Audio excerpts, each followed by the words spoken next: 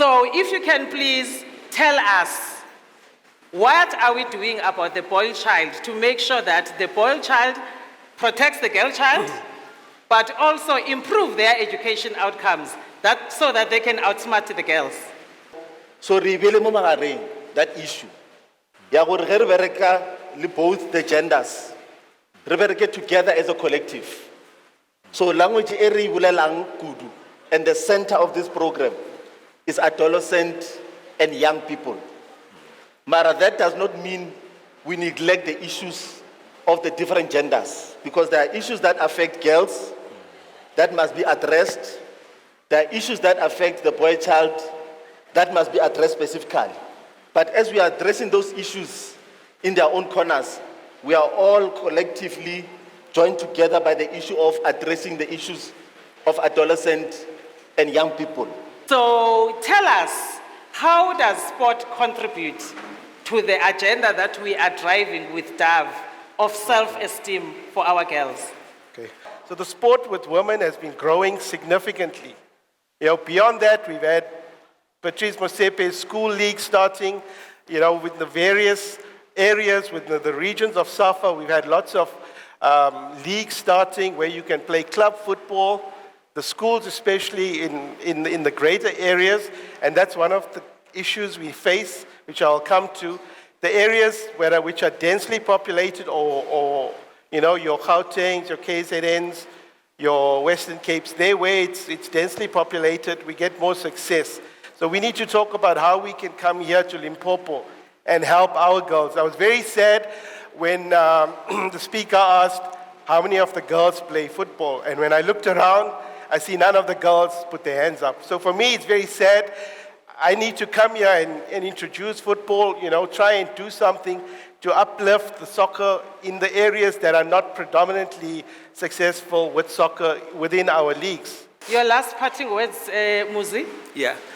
My parting words will be, it takes a village to raise a child. It will also take the very same village to protect and to support a girl child. So to our beautiful girls and young kids in school, we just urge you to participate in the extracurriculum activities and programs that the department and the partners like the DAV Self-Esteem Peer Education Program, or Soul Buddies, and the Groundbreakers. Because with that is where we will be able to assist and support, and also to parents to say, please support us to support our children. Thank you. What are some of the self-esteem issues that are happening and being experienced in schools that are impacting Bana ba rona? What are those challenges that they're facing? The challenges that they receive, ke gore o tlo kry-a ko sekolong ba ba gwara, ke itse go gwara ka Setswana ba re keng? Teasing, I think teasing ka English ne ke batla ka Setswana. Yes. Mara ba ba teaser. Maybe as program director was indicating, o na le tlhogo e kgolo. He ba re o na le tlhogo e kgolo ba bolelela ka yona every day. And o tshaba le go ya mo bathong ka gore wena o na le tlhogo e kgolo. Or o otile o tshwana le nna ke sa gola, I was very thin. Kore ba go bitsa ka maina a dinonyana kaofela. And o to tlhagelela mo bone o gopolo re ish ba tlo mpitsa ka tsie ba tlo mpitsa ka eng. So le maemo a ko hae ko heno le robala le sa ja. And I want diaparo tse di botse.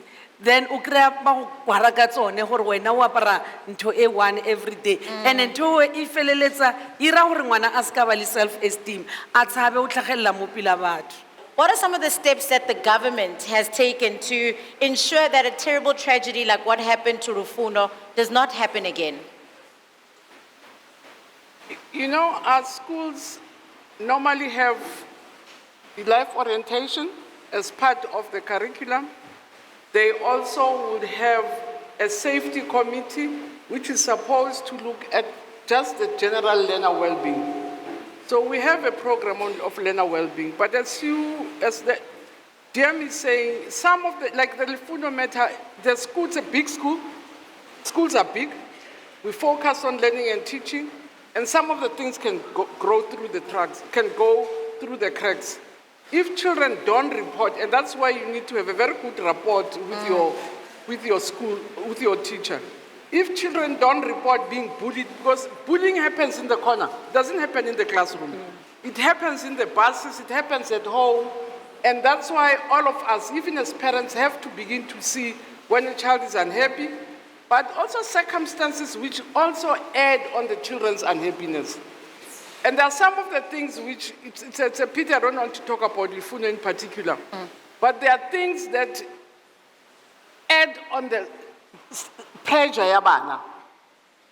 Long distance, I mean, to go to school, for instance, I had to travel for 2 hours. It's very stressful. So even sometimes a small thing, which, not even a small thing, anything can trigger stress if there are other stressful matters around the child which are not being attended to. I mean, a child who has to be in a bus at 5 has to arrive at school at 8, so it just creates another a pressure and another stress. A child also, I mean, the school she went to, it's a very highly competitive school where success is good marks and it adds on children's stresses. So there are quite a number that we educate parents around, but also home conditions where you find that there's a stressful situation at home which also will trigger any slight thing at school. So your socio-economic factors are also very important. A child just feels vulnerable because there are difficulties at home, vulnerable because there's a class pressure, vulnerable. So even the bullying around the corner triggers all those things. So we really look at a comprehensive program to say, how do we have a comprehensive, we call it wellness program for our children, their health, both psychologically, emotionally, and materially. If they don't have proper shoes, they get very stressed and very embarrassed. Small things. Even educate girl children, that's why some of the kids who fall pregnant, how latella, they were looking for old men, not because of anything, but somebody will buy them a hair. Whereas if they really go out of those social pressures of being beautiful looking hair and say, if you are smart, you can only be the following, then we are able to reduce the stress. But in short, is to have a comprehensive program which involves the learners themselves, that they must report incidents of bullying, the educators themselves to be able to identify children are at risk, but the families also, and ourselves as society, minimize things that add to the stress that our children sometimes experience.